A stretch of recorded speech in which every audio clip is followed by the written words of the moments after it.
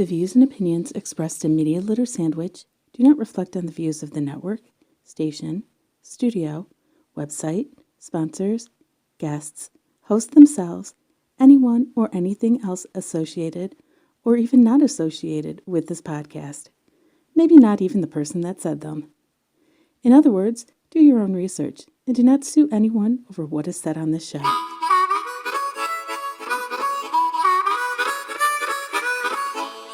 And then I was, and it's like, no, side of the mic. You're talking to the side of the mic. You talking to it like you're about to eat a burrito the wrong way. Welcome to Media Litter Sandwich.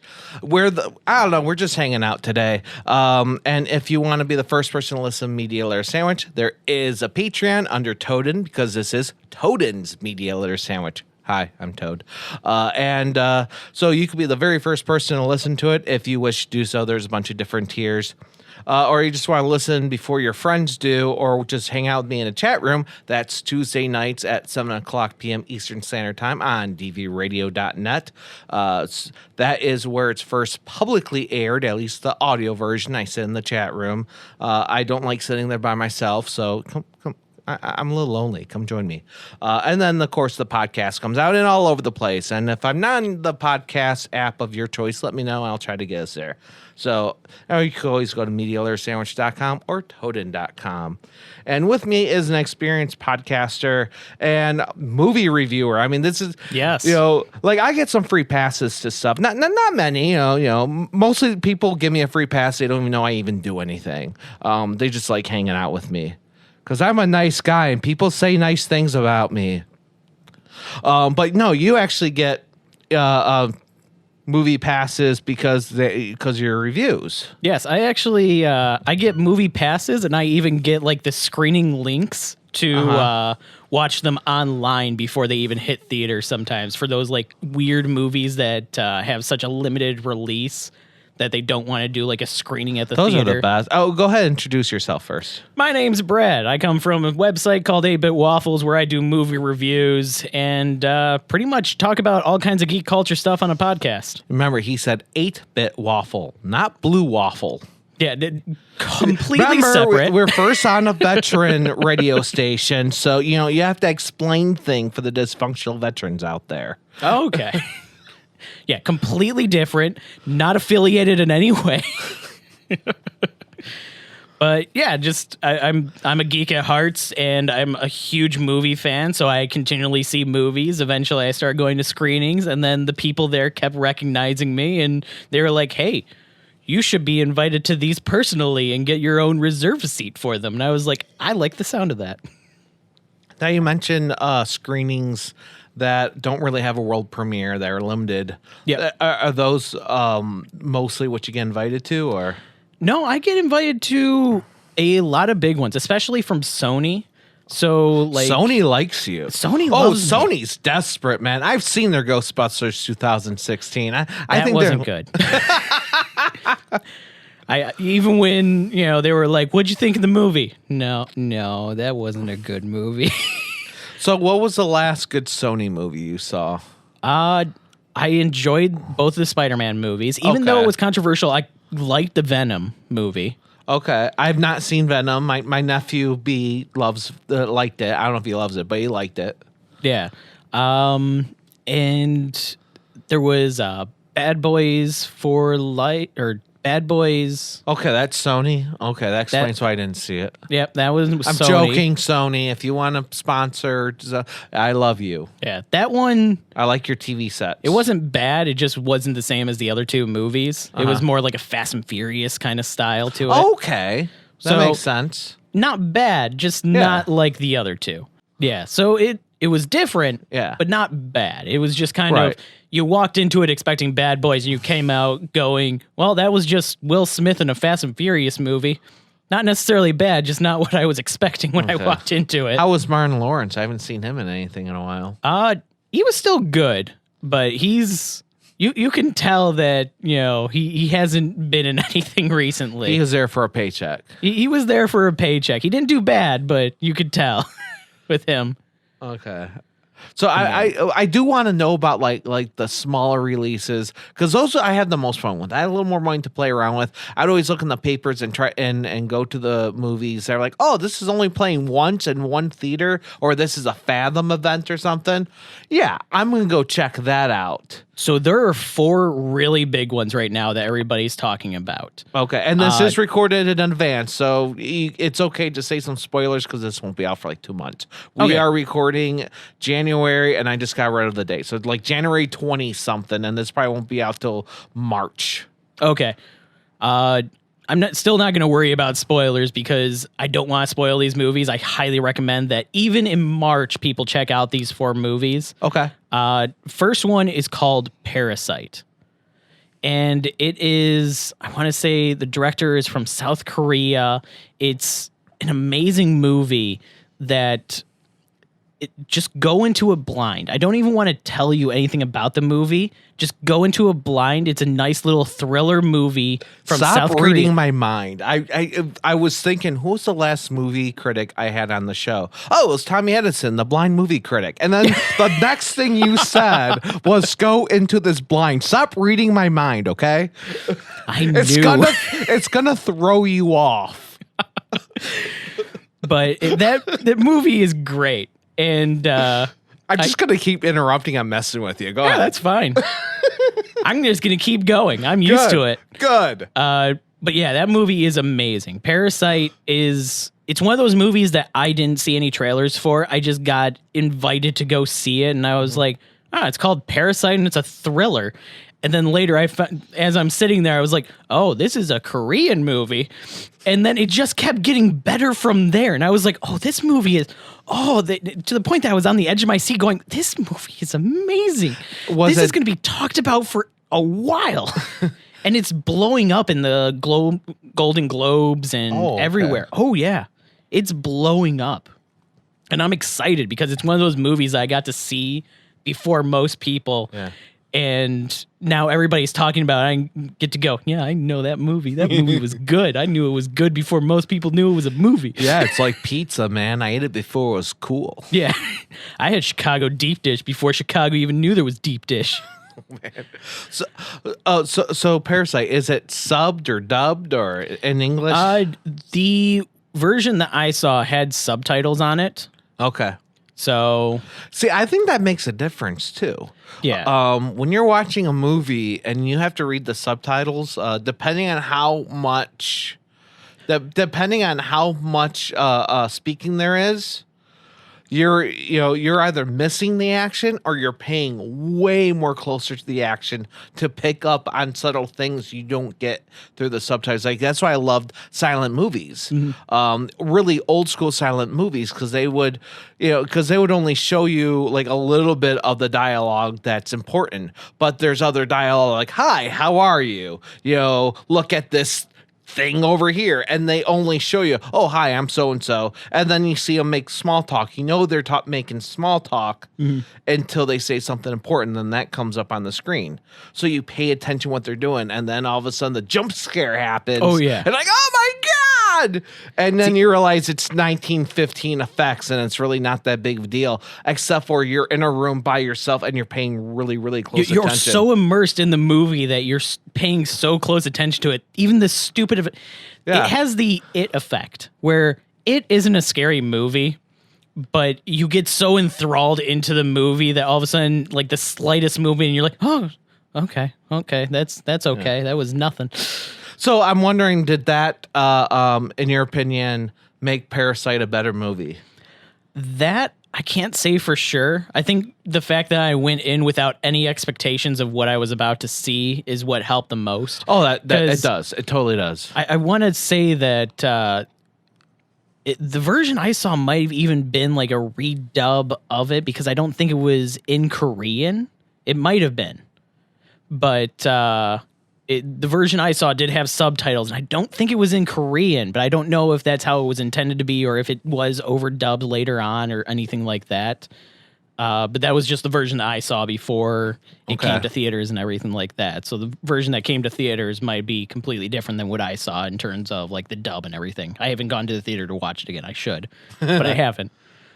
I still need to get to the theater and see Cats before that goes away. I just want to see this phenomenon. People are saying it's so bad they want to see it again and throw stuff at it like it's a new Rocky Horror or something. I think my favorite thing about that movie is the fact that after it released, they pulled the original release and put a re-release out that fixed some of the effects and stuff in the movie. I heard they didn't totally do that. They patched it. But then again, I heard I heard there were several different versions, so they might have did that, and then another thing came up and they patched it. I heard it was the first movie, and I could be wrong because like I said, this is what I heard, but I heard it was the first movie not to be like withdrawn and given a new one, but actually send a patch to the movie theaters. Yeah, because everything's digital now in movie theaters. So when they pull and re-release, it's a patch. It's the same I heard thing.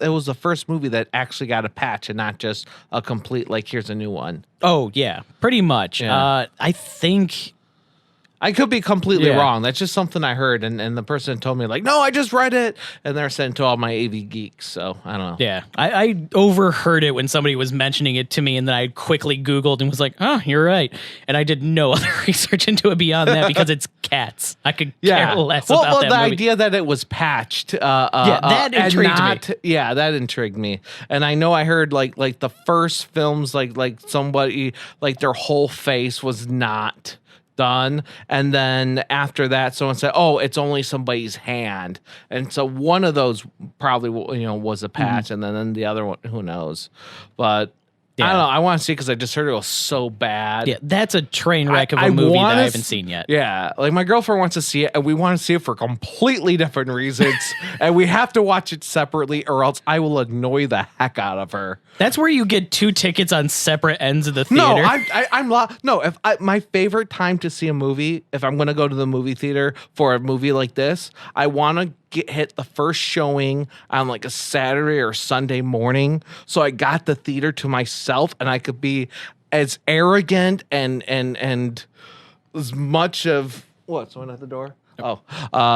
As arrogant and loud as I want to be, because those are the best. And sometimes the movie's bad enough, everyone else is doing it too, so it's okay. There's an amazing factor when you go see a movie like 5 weeks after it releases on like the matinee showing on a Wednesday. Yeah. And you go, oh, I have the theater to myself. This is amazing. These seats are disgusting, though.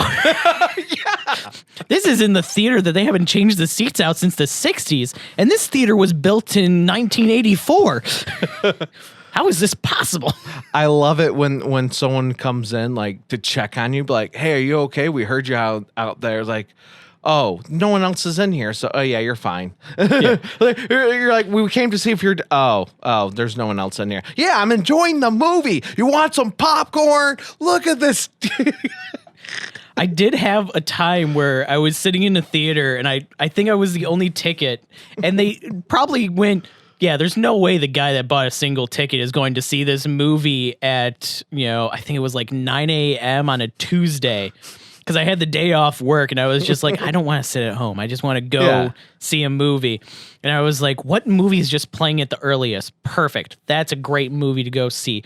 So I sat down. They did the preview, started the movie. About 20 minutes in, the lights all like go off. The projector turns off, and I'm just sitting there like, what just happened? The movie was playing. And I left the theater and went to like the concession and was like, yeah, I was in like theater 11 and the movie just stopped. And they were like, oh, we didn't think anybody was in there. And I just went, well, I was in there. I was trying to watch the movie. And I started watching the movie and then you stopped me. And they were like, oh, sorry for the inconvenience. Here's like a free admission pass. Oh, just turn that back on the movie. Well, they did turn it back on for me. I just laugh at the thought of one guy going up to the theater projection room going, he accidentally turned off the movie on people, and then just looking out and seeing me in my seat with, just a drink, just waiting there for the movie to come back on. He flips projector back on and goes, what am I doing with my life? But yeah, I still got a free admit pass because they were like, oh, we're so sorry. We didn't mean to. That's awesome. But And getting those like lone theater, I always love that because the worst thing about movies is the other people in the theater. I even built my own theater room in my basement because I want that theater experience without actually having to deal with other people. Yeah, you don't want me in there unless you want a mystery science theater experience, but not as good. I'm trying to remember what movie it was. It was like Taken, but with Jackie Chan. I'm trying to remember what it was called. It was like came out in like 2016, 2017. I don't remember the last time I saw a Jackie Chan movie. But maybe it wasn't Jackie Chan. I want to say it was, but maybe I'm wrong. But it was like Taken, but with not anybody that had anything to do with Taken. It was just a complete ripoff of that movie. Okay. And I went to it with a couple friends, and we ended up going into the wrong showing of it. So we went to one with like Mandarin subtitles. And we were the only ones in the theater except for one other couple, which I don't know if they like went because it was the Mandarin one or if they, like us, just went on the thing and were like, walked into the theater and was like, what is this? Because all the previews were normal. Right. There was no indication that we were in the wrong showing for it or that we bought the wrong tickets for it because we bought it from the kiosk booth thing back when MoviePass was a thing. Yeah. So we went to it and then subtitles it all in Mandarin. And the entire time we're just laughing and ripping into this. Like I felt bad for the other couple, but they were also laughing. So it wasn't that bad. And it was, if you ever get a chance to accidentally go see a movie with subtitles for another language, guarantee the theater will probably be close to empty and you'll have that like nice theater experience, but you're going to have these annoying subtitles at the bottom that you can't read the entire time. So what are some of the worst theater experiences you had? Oh God. Actually, one of my worst theater experiences actually happened at a movie screening. Well, that's one thing I was curious was like are more people more pretentious when they go to a movie screening? Like, well, with the movie screenings, they have the security there that makes sure that you don't have any electronics. So if you have like an Apple Watch even, they'll tell you to take it off.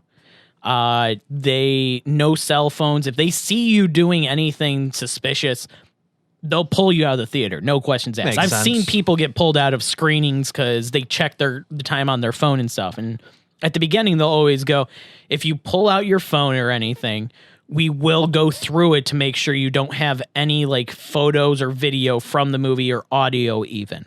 Because you're seeing it early. We want to make sure that you don't leak anything online. Yeah. So they go through and there's also the whole your phone's bright and there's reviewers here. They don't care about. Oh, they don't? Okay. When it comes to that, it's purely to save the company or to save the studio from having to deal with a leak from a screened, showing of the movie. And so people do not have their cell phones out. For the most part, people are fine during those. Nobody is disruptive because they don't want to be kicked out, and they know they will be kicked out. Because I've seen people get kicked out quite a few times, and it's always hilarious. I always love seeing it, and every time I go to a movie screening, I go, maybe it'll happen again this time too. It'll be amazing. But there was one screening that I saw for the movie War Dogs. Okay. And first off, not a good movie. I didn't enjoy it at all. Try to remember which one that was. That was the one with the fat dude from Superbad and some other guy. So during that screening, security were like on the sidelines and stuff. And I have no idea if the regular people for like security were just off that day or what, but the two people were on their phones, like brightness full blast. Whoa. Just doing God knows what. And every time I like kind of look over and it's just glare going from them. And then I look around and there's other people on their phones during the screening. And it's like, this movie comes out in a week and a half still. It's not like it comes out tomorrow and this is like a just preview screening kind of thing. This is an actual screening.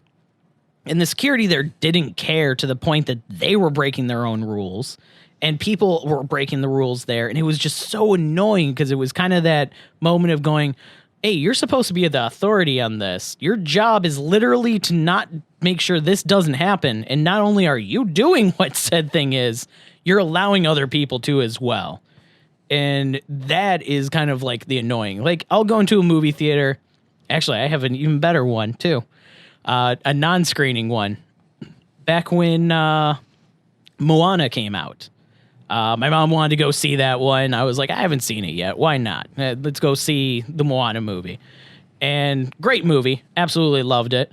But going there, seated next to us were two parents and their two kids. And I assume that this is the first time they've ever been to a movie theater. They probably saw like the giant building and were like, what happens in there? And then they were like, it's a giant TV. And they just happened to get the seats right next to us because the entire time their kids were just kind of like screaming and doing like these like, I'm dancing with the movie, it's fun and stuff. And the parents were taking... Well, it's a cartoon. It's a joking cartoon. But then the parents were taking pictures with flash of their kids dancing along with the movie. And yeah, oh my God, it was... So I know there's at least one of those pictures that they have where I was in the background flipping them off. So that brings me a little joy knowing that I ruined at least one of their fake pictures that they were taking while ruining my movie. Yeah, my buddy Carl does that when people take selfies at concerts and they won't put their phone down and it's standing like right in his view of the band is their phone and they won't put it down. They're either recording or taking selfies. You just see him flipping like photo bombing, flipping them off. I mean, and they did that to me. I wanted to spike their phone. Oh, see, I'd be in a new level of like dickish. I'd be like, hey, is that a new phone? Bam! You don't know who I am. And just blur into the crowd. Is there a difference in attitude for the screenings versus a normal movie? Like in terms of how it's run or... Like when you're going in, like there's sometimes you go see a movie and you're like, oh, I'm a fan of this thing. I'm a fan of this thing. And you guys kind of geek out or whatever. Mm-hmm. Are there people that go there like, I am like with a hoity-toity attitude? I'm sure most people aren't like that, but I'm curious. There are a couple people that you can tell go to screenings just to go, I'm going to write my review about that. Like pretty much the kind of people that you'd see going to a restaurant and they go, I'm a Yelp reviewer. And it's like, okay, already I don't like you.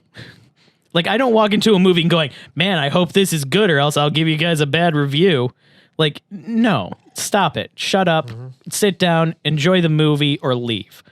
And you can tell the people that like sit down and go, this better be worth my time.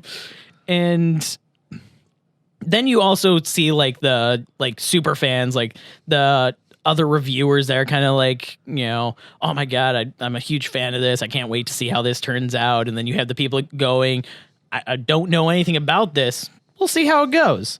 And you can kind of see the different vibe and like different like press people that show up to these kind of things. I found that the hoity-toity kind of people always come from like newspapers for some reason. I don't know what it is. And not even newspapers I've ever heard of either. It's not like people from Detroit Free Press or something. It's from Dave's Attic Reviews newspaper blog. And it's like, well, hold on. What? I'm sorry. Newspaper blog? Yes. I get all of the views. Oh, okay. That's nice. Yeah, that's cool. This movie better be worth my time. Yeah, I hate everything about you. I just want you to know that there isn't a single thing about you that I like at all. When I did a couple of them, I would just lie and just make fun of myself for being there. Everyone give a different, they're like, what are you doing here? Oh, I won tickets from a radio station. This is so cool. Is everything free? Well, I do remember going to New York Comic Con 2 years ago and kind of walking around, and it was before I was like trying to get press badges and stuff like that and everything. And so we were kind of at a moment of lapse between the panels and stuff like that and stuff to do. So I was like, oh, I'm gonna try and go toward like the media room and like talk with the security people and see if they know any information on like getting media passes for a future convention and stuff. Spoiler, they never do. No, they never do. It's a good attempt, but it never works. Kind of went toward like the media access room and stuff like that. And kind of like after being told, yeah, we don't have any information on that, we were like, okay. And we started walking away, and there were two people that got media badges in front of us, and they were talking. And I remember one of them going, I can't believe that they're giving media badges to just anybody now. That one guy just has a blog about Pirates of the Caribbean, and he got a media badge. Nobody with a blog should ever get a media badge. You should have to have actual credentials. And the first thought in my head is, if I ever get a media badge, I'm going to tell people that I do like a blog on puppies and cosplay or something crazy. Yeah. I get all of like 5 views every week. It's amazing. Do you have a Twitter? What's a Twitter? What about Instagram? No, we use Flickr. And you got a media badge? Yeah, it's amazing, isn't it? Con is so cool. There's not a lot of dogs in cosplay though, so I don't know why I'm here. Just keep rolling into it until you can see the steam from their ears. See, that's one thing that I always love is like the people that go, I earn this more than you. What did you do beyond me to earn this more than me when it comes to something like this? It's not like I'm getting special privileges in some way. Like if I was, the uncle to the person that runs the thing and I got free badges that way, and then you had to bust, everything that you could in order to get to that point, I can understand you being a little upset. But at the same time, everybody that's creating media is still doing the same struggle. It's not like everybody's putting in the work. Granted, if you put up a site and you just put up like a coming soon page and then you get badges, yeah, I'm going to question that a little bit, but I'm not going to question you. I'm going to question the people that made the decision to let you in. I no longer go to like Playlist Live or VidCon, but one thing was interesting was, not everyone anymore. That's one reason I don't go, but there was definitely a period of the time where over 70% of the people there were all creators. Mm-hmm. And there were people like, how did they get a media badge? They got like nobody underneath, they got no followers, but yeah, I have to pay for everything, but they got it's like, you know what? Go research them and find out. You never know. It's also a way of how you sell yourself too. Yeah. If you could have 100 subscribers and sell yourself better than the guy that has 1 million. Right. They tried. And they tried. That's a huge difference. People come up to me. How come you got a media pass and I don't? Well, did you try? No, I didn't think they give them to people. Okay. Yeah. And that's it. Not only that, but it's also a try and fail process. It's not, people don't just go, oh man, I just, registered a domain name. Now I'm going to get media passes. No, it's a try, fail, try again kind of thing. I didn't get movie screening like onto press lists, like just by going up to a dude and going, hey, I got a website. It was concurrent. It was, emails going back and forth for a couple of weeks before I made it on there, showing that I was reviewing the stuff and showing that I was coming to every single screening that I could get. And it wasn't even like I was getting invited to them. It was, I was scouring the web for those screening events and then getting a pass for it. And how were you doing that? Were you at, like, what were you looking at? Were you sending emails to a manager or what? I actually started with a website called Advanced Screenings, which is basically, it's just a site that kind of you type in your zip code and you can see what screenings are coming up, and people submit, like if there's a contest by radio going on, they'll submit that link and go, hey, there's a radio contest to get screenings for Sonic the Hedgehog coming out in February. You can see it a week early if you win. And I'd go through there and I'd find the people that were getting the passes there. I would subscribe to their newsletters, and I would set up monitoring software on their websites in case they changed anything on their site. So that way, if they posted like new screenings going up, I'd get like an alert on my phone. So you're trying for contests? Pretty much. Okay. So that's where I started. And then there's also people that go, hey, the first 10 people that happen to click this link can get 2 passes to go see this movie. And because I was getting pinged every time any of those sites updated, which it gets really annoying when all of a sudden some website goes, we're going to post 15 reviews today. And then I'm just sitting there going, that's a review, that's a review, that's a review, that's a review, that's a review. Screening, click, click, click, click, click, click. And that's how I started off with it. It was work put into it. And it's paid off now. But it's not like I just walked up and went, hey, Sony, I like movies.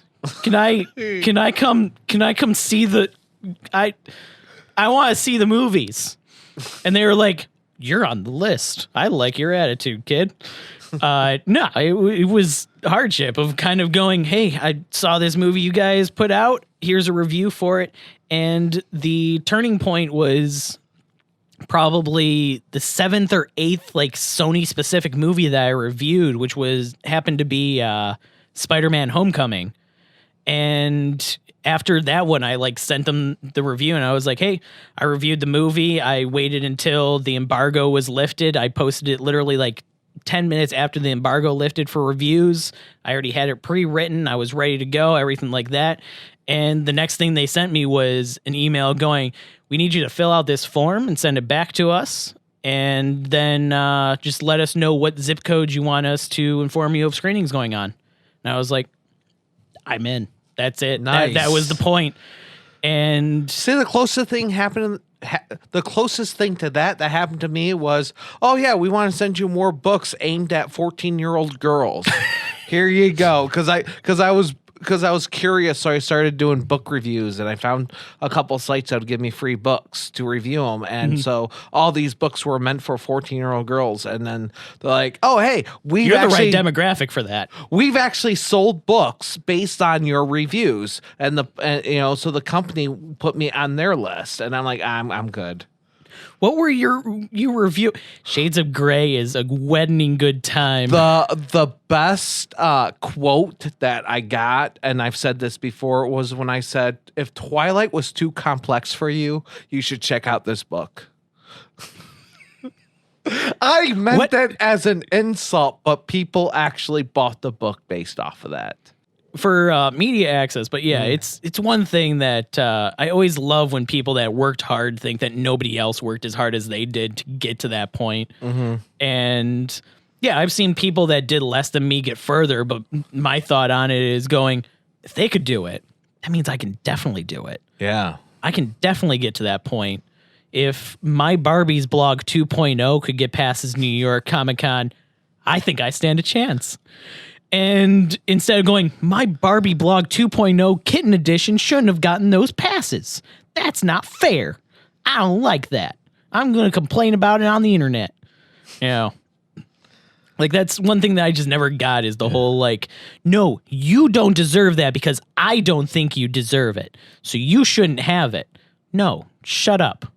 That just gives you a new level to try and attain to get over them. Yeah, and what I hear more, maybe because I like to talk to people, is the people think I still don't know how I got here, and they feel like they don't deserve to be there. And that's the worst part. Oh, yeah. Is the people that actually feel like I don't deserve these passes. I don't. Yes, you do. Yes, you do. Even, it doesn't matter if you got them on a fluke. Doesn't matter. Doesn't matter if it was a friend of a friend that put you on the list. Doesn't matter.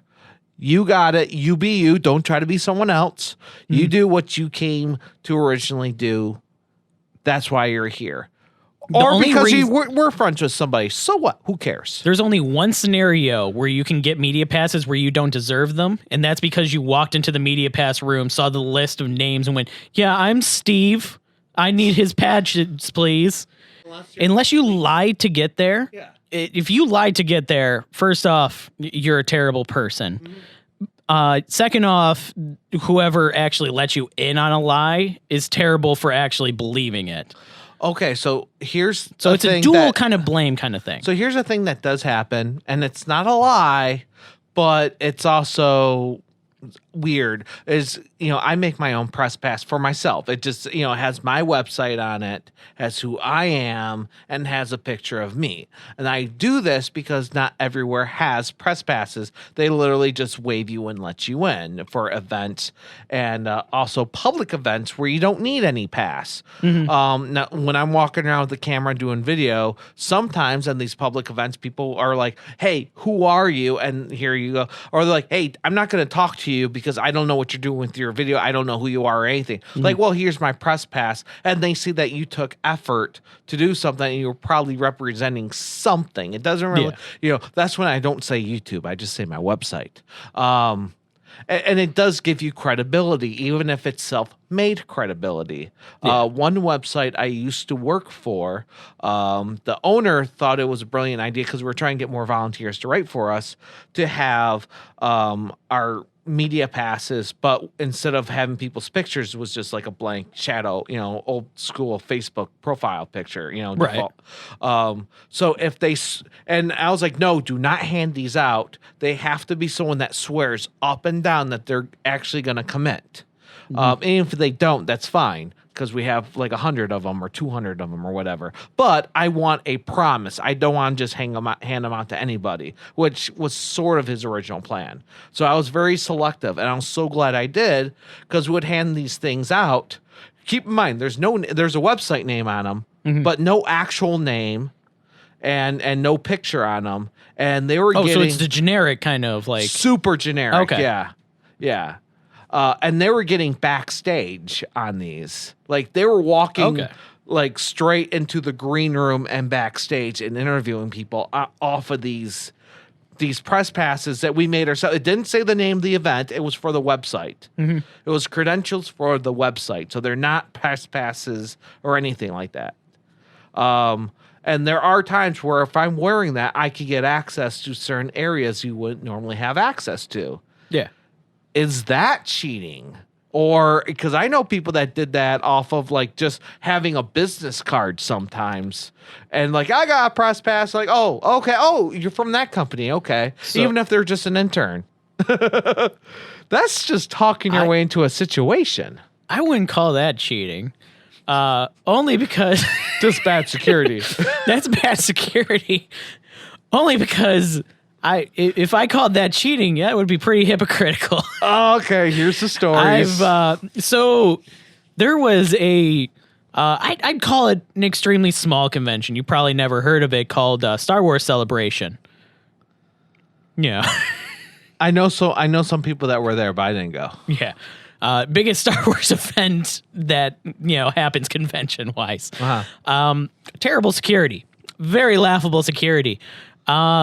When I was with a couple people, I had a Friday badge.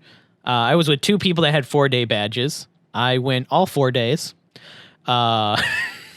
with just my badge. It's not like we swapped badges or anything. Right. And they had like these contests where you had to win in order to get to see like the conference where they or the panel where they showed the trailer for Rise of Skywalker for the first time and showed a bunch of stuff for it. In order to get in there, you had to win a contest. We walked in. There was a contest thing to see like the preview for Mandalorian stuff that you couldn't see. Like this one wasn't even streamed. The only way to get in is if you won the contest, you were a verified winner. You had to show them the email saying it. They scanned your badge, confirmed that you were a winner. We walked right in. If you're seeing a trend here, one of the days well, that's just not being stopped. It's not like people I know that would take some of the badges. I feel like I'm being a horrible person now, but there's some conventions that you have your pass, and your pass is actually double-sided, like a piece of paper that is bent, so it's two sides for your name. So they'll take it, rip it in half, hand it to someone, and then they'll have an empty lanyard, and they put that side in their lanyard and be able to walk right in. That's also why that's a terrible idea for your security pass. Yeah. Well, I remember at Youmacon, it's a huge thing that people like take a pass from last year and they do like a photocopy of their friend's badge from this year. and then they just kind of glue it right on top of it, and then they walk around because it looks the same. It's got the plastic, and then Well, I've seen people just take their pass, not from UMCOM, for other places, just literally take their pass from the previous year and just put their business card in front of it. Oh, that's a good one. Yeah. Oh, I might not get my UMCOM pass this year. Well, that's in the lanyard too. The ones that we had the plastic lanyard. You just stick your business card. Like, why's your business card there? Well, they put the wrong name on it, or I wanted my, like I didn't want to go by Scott. I wanted to go by Toaden. Yeah, there's just that kind of like thought process of I'm doing this for good reason, and then there's the people going, oh, I'm taking advantage of this full force. Oh, yeah. Oh, VidCon, they have like a cardboard pass and like a whiteboard cardboard pass. And they change it up every year because a lot of people do try to go in there for free. And I see security guards, and this is the best thing, though, security guards bragging when they find the forgeries. Like, this is not real. And they're like, you thought you could catch me. I love those moments. I was going to say, I'd love to see those moments. Those have to be great moments. They started putting up fake ones on the wall, on certain walls, and saying, these are not real passes. Do not buy these. And most of them are just papers that are laminated.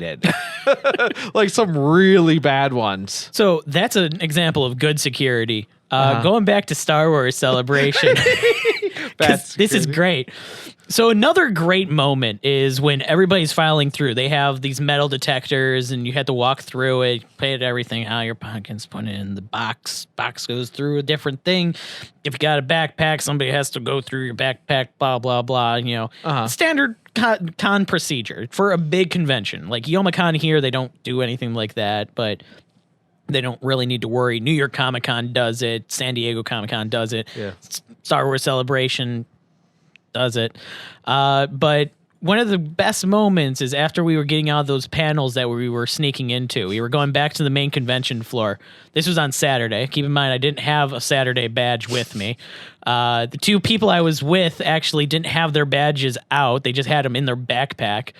And so it's a huge group of people coming from this panel to get back into the convention. None of them having badges on display. No, that's not possibly. But at the same time, that's not where I'm going with this. Okay. So security guards are literally, their entire job is to go put your stuff in the box. Or it's going to slide through. You come through. The machine's going to beep and tell me we're good, and then you're going to go on your way. If you have a backpack, open up the bag, and then we had to look through it.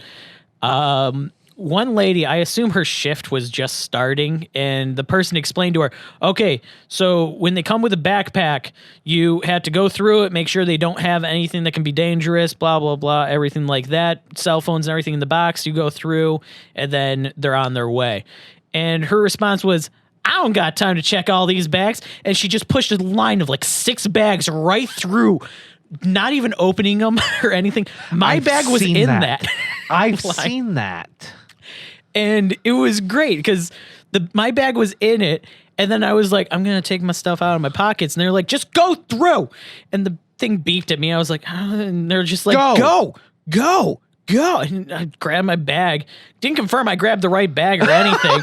So I know my bag, but I could have grabbed 2 of the bags and just ran, and they would have not cared at all because the line was backed up behind me. Oh, that's why they did it. Yeah, because I've seen managers like the shift lead come out and go, "What are you doing? See this line? Mm-hmm. We can't do that. Go. You good? Yeah." Okay, he has a pocket knife on the side of it, or he has a pocket knife pouch on his belt. Check him, make sure he doesn't actually have the knife.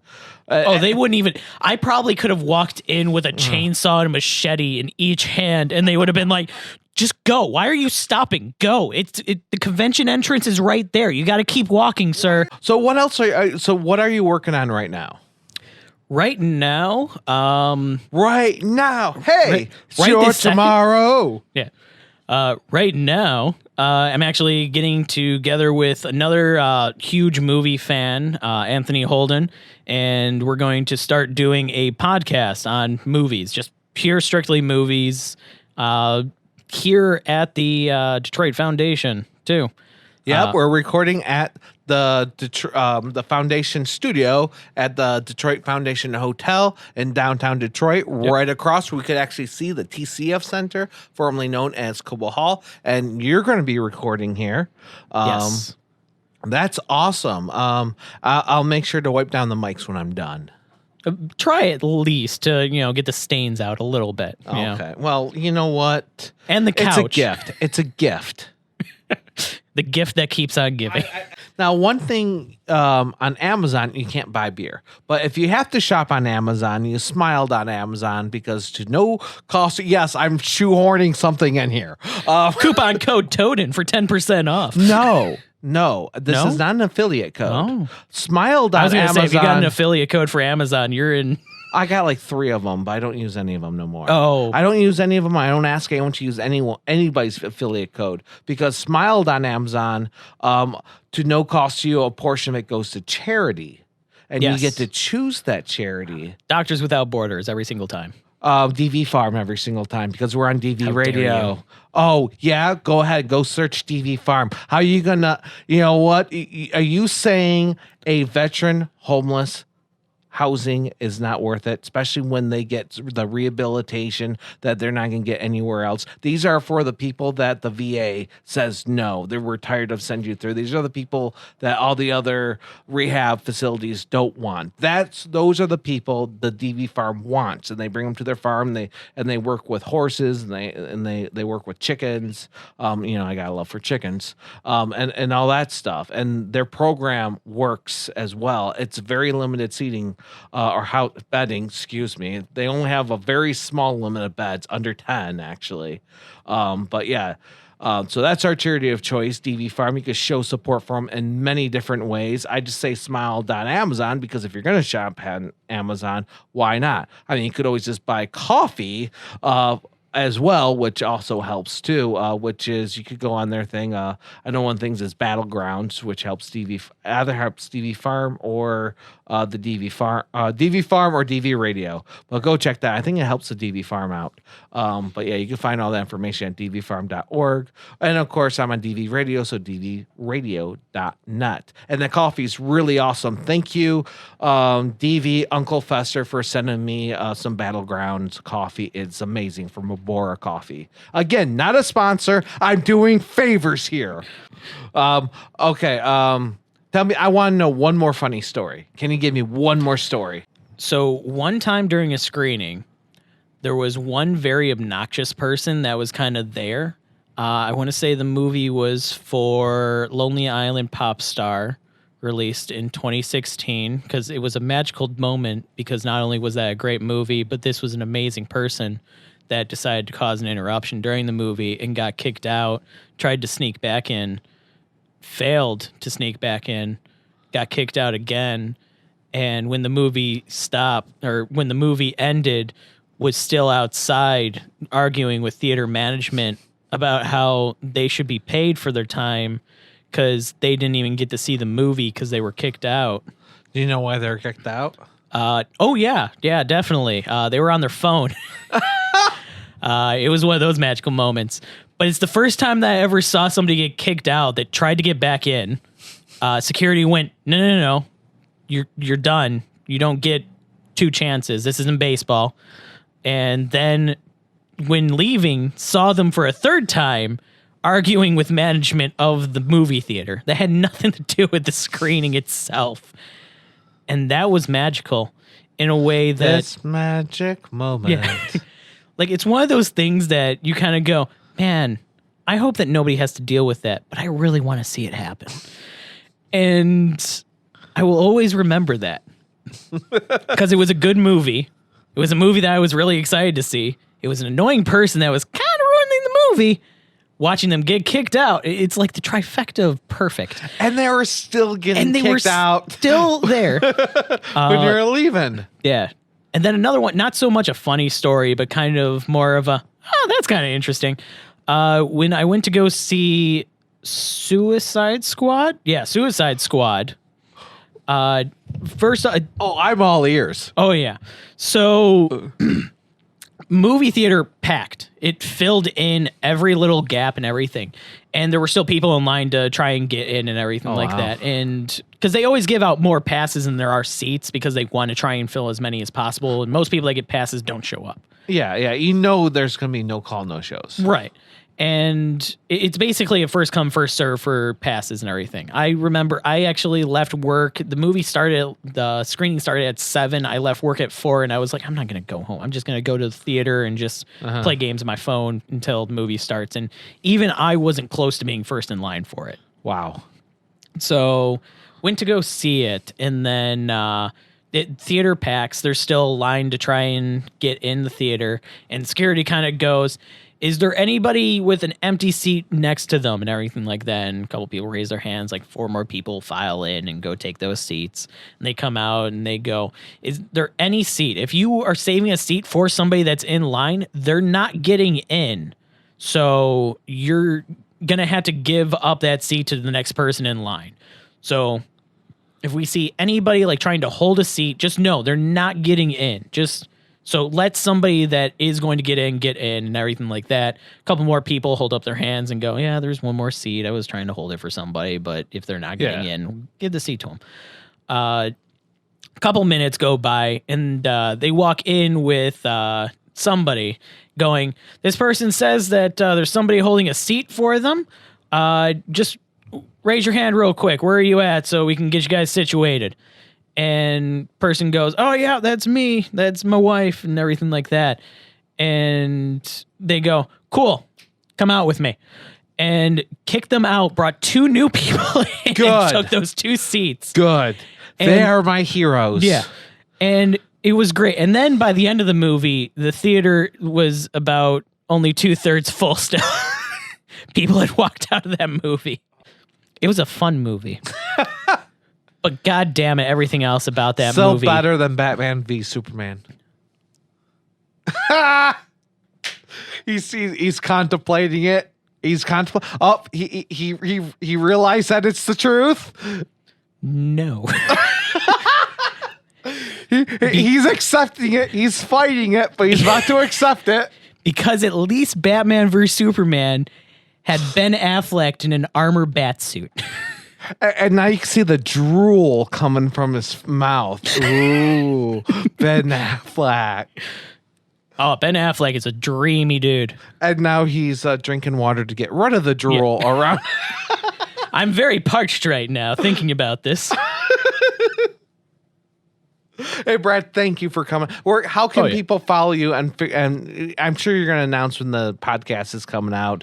And I know you have tons of movie reviews and stuff. Where can they find all this stuff? 8bitwaffles.com. So that's the numerical 8BIT waffles.com. And that's where we post all our movie reviews, our stupid little opinion pieces on different things like our movie theater experiences and stuff. And whatever we just decide to kind of discuss there around geek culture, as well as the backlog of all our podcasts before, which we used to call the breakfast table. We've kind of scrapped that and kind of moving on to different projects because that's what keeps things fun, is kind of going, that didn't work as well as we would hoped. Let's move on to something else and have some fun with it. And of course, I'm Toaden from Toaden's Media Litter Sandwich. You can go to MediaLitterSandwich.com, Toaden.com. And of course, there's a Patreon, which is not just for the podcast, but it's for my event work too, which we talked a little bit about today. So you just go to Patreon, look up Toaden, and maybe you'll see me. Hi. And on DV Radio every Tuesday night at 7:00 p.m. Eastern Standard Time. I'm in the chat room. And thank you for listening. Hope you enjoyed our discussion. Hope you enjoyed, what's my normal thing? Thank you for watching. Thank you for listening. Hope you enjoyed our discussion. And may the algorithms be in your favor. Also Patreon for the 5th time this podcast.